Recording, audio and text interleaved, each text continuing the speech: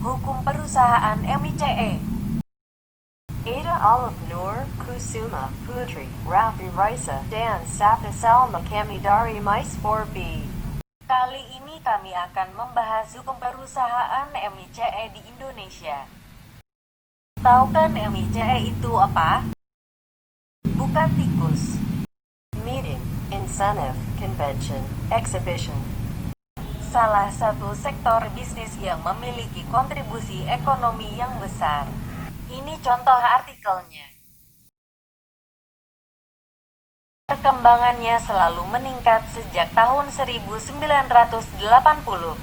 Karena itu saat ini banyak yang mendirikan perusahaan MICE, mulai dari skala kecil hingga skala besar. Ada banyak hal yang perlu diperhatikan. Salah satunya adalah aspek legal, terutama untuk mendapat pasar yang lebih luas. Aspek legal ini yaitu hukum perusahaan. Apa itu hukum perusahaan? Mari kita bahas. Udah ya, sekarang akan diambil alih oleh teman saya. Namanya Raffi Raisa. Silahkan. Baik, terima kasih Mbak Google. Sekarang bagian saya dan teman-teman saya yang akan menjelaskan. Nah, sebelum lanjut ke materi yang lebih dalam, sekarang teman saya Kusuma akan menjelaskan tentang hukum perusahaan dan bagaimana hukum perusahaan MICE di Indonesia. Silakan Kusuma. Hukum perusahaan di Indonesia. Hukum perusahaan adalah keseluruhan aturan hukum yang mengatur tentang bentuk usaha dan jenis usaha. Rumusan dan isi hukum perusahaan bersumber pada KUH Perdata, KUH Dagang, dan berbagai peraturan perundang-undangan lainnya. Selanjutnya, sumber hukum perusahaan yaitu ada KUH Dagang dan KUH Perdata, Perundang-undangan Republik Indonesia setelah kemerdekaan Indonesia, selanjutnya jurisprudensi, dan yang terakhir, kebiasaan dalam praktek keperseroan. Selanjutnya mengenai bentuk hukum perusahaan. Bentuk hukum perusahaan, persekutuan, dan badan hukum sudah diatur dalam undang-undang. Yang pertama, untuk firma dan persekutuan komanditer atau CV sudah diatur dalam KUH Dagang. Yang kedua, perseroan terbatas diatur dalam Undang-Undang Nomor 40 Tahun 2007. Selanjutnya, untuk koperasi diatur dalam Undang-Undang Nomor 25 Tahun 1992.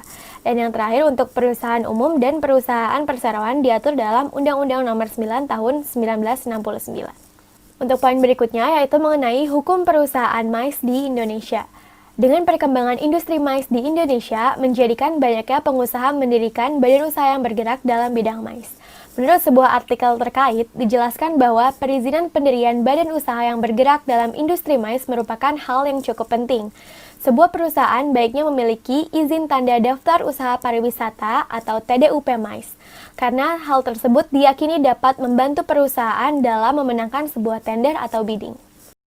Setelah materi Kusuma tadi, sekarang kita akan berlanjut ke contoh perusahaan MICE yang sudah memiliki perizinan. Di sini teman saya Safa Salma akan menjelaskannya. Silakan Safa. Salma. PT Diandra Media International. PT tersebut didirikan pada tanggal 24 Juli tahun 2007 dan memulai komersialnya pada tahun 2007.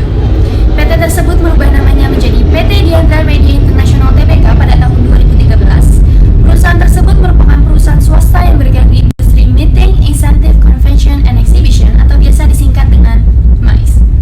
Perusahaan tersebut tentunya mempunyai visi dan misi. Visinya adalah menjadi perusahaan terkemuka dalam hal manajemen event terpadu di Asia Tenggara, dan misinya adalah menjadi rekan bisnis terpercaya yang selalu memberi standar layanan tertinggi dan menjadi mitra bisnis terpercaya yang selalu memberikan standar layanan tertinggi dan solusi inovatif dengan mengedepankan profesionalisme dalam bisnis penyelenggaraan event dan pameran, bisnis pendukung event, bisnis ruang konvensi dan pameran, bisnis dan hotel.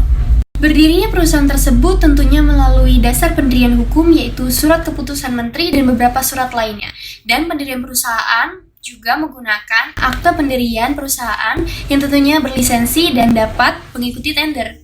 Dan ada beberapa perusahaan yang dibawahi oleh PT Diandra Media International Tbk, diantaranya yaitu PT Diandra Promosindo dan PT Nusa Dua Indonesia, dan beberapa perusahaan lainnya. Nah, berbanding terbalik dengan apa yang barusan dijelaskan, sekarang teman saya Putri akan memaparkan contoh kasus perusahaan MICE yang tidak memiliki perizinan secara lengkap dan apa yang terjadi pada perusahaan tersebut. Oke, silakan Putri. Nah, salah satu case yang sering terjadi atau dialami oleh pelaku usaha mais adalah ketika mereka mengikuti bidding ataupun pitching yang terutama yang dilakukan oleh government, mereka tidak lolos dalam seleksi berkas. Padahal menurut mereka sudah memenuhi seluruh persyaratan dan mereka sudah merasa percaya diri bahwa baik konsep ataupun budgeting mereka sudah sesuai dengan TOR. Tetapi mereka tidak lulus. Mereka bertanya-tanya kenapa ini bisa terjadi, sedangkan dengan konsep ataupun budgeting yang masih tidak lebih baik dari konsep mereka. Mereka sadari ketika seleksi berkas mereka tidak memenuhi beberapa persyaratan perizinan terutama. Surat izin apa aja yang harus dilengkapi oleh perusahaan-perusahaan mais? Ada surat izin penyelenggaraan usaha mais, merupakan surat izin pokok yang harus dilengkapi oleh perusahaan-perusahaan mais, baik seluruh perusahaan mais ketika mereka harus mengikuti bidding ataupun pitching. Setelah itu ada surat izin tata usaha, terus ada surat keterangan terdaftar dari kantor pelayanan pajak, NPWP, terus tanda daftar perusahaan, terus surat keterangan PPH, pasal 2123 ini surat keterangan lunas atau sudah membayar, terus surat keterangan pembayaran PPN minimal 3 bulan terakhir untuk dilampirkan dalam penyerahan data ketika mengikuti bidding ataupun pitching. Ini sangat diperlukan ketika kita mengikuti bidding ataupun pitching untuk kegiatan mais, karena mais sendiri merupakan kegiatan yang sering dilakukan oleh government. Setelah itu, emang kenapa mereka seringkali kecewa, kenapa mereka seringkali tidak lolos? Ya, karena sebenarnya surat izin ini merupakan tanda bahwa kalian sudah kompeten secara tidak langsung, bahwa kalian sudah kompeten untuk melakukan bidding tersebut atau mengikuti bidding tersebut. Karena event mais sendiri cukup formal dan cukup banyak dari event mais yang membawa nama baik dari negara kita, Indonesia sendiri. Ini seringkali terjadi atau dialami oleh perusahaan-perusahaan mais baru. Mereka juga baru dalam mengikuti bidding dan pitching kegiatan mais. Nah, mereka lebih sering ke special event. Nah, ini tuh sering sekali terjadi kegagalan.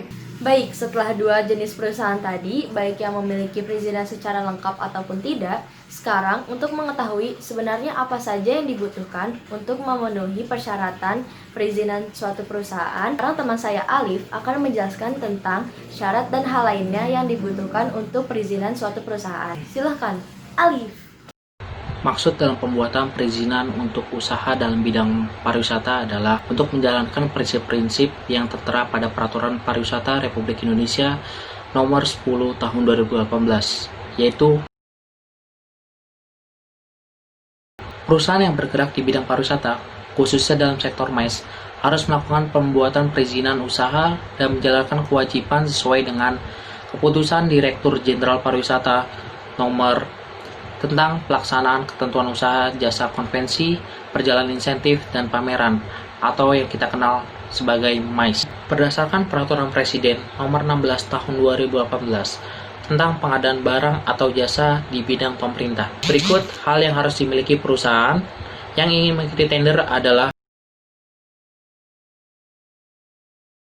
berdasarkan Peraturan Menteri Pariwisata Nomor 10 Tahun 2018 yang mengatur mengenai perizinan pariwisata, hal-hal yang dilakukan untuk membuat perizinan pariwisata: 1. Izin usaha, yang kedua izin teknis. Untuk izin usaha, yang kedua adalah izin teknis. Jadi seperti itu. Nah, kesimpulannya, setiap perusahaan mais wajib memiliki perizinan usaha dan menjalankan kewajibannya. Tujuannya untuk memenuhi syarat dan ketentuan yang sudah diterapkan oleh peraturan perundang-undangan. Nah, sudah deh penjelasan dari kelompok kami. Semoga bermanfaat ya. Sekarang kembali lagi ke Mbak Google. Loh, saya lagi. Ya udah, ini udah selesai. Terima kasih sudah nonton. Dadah.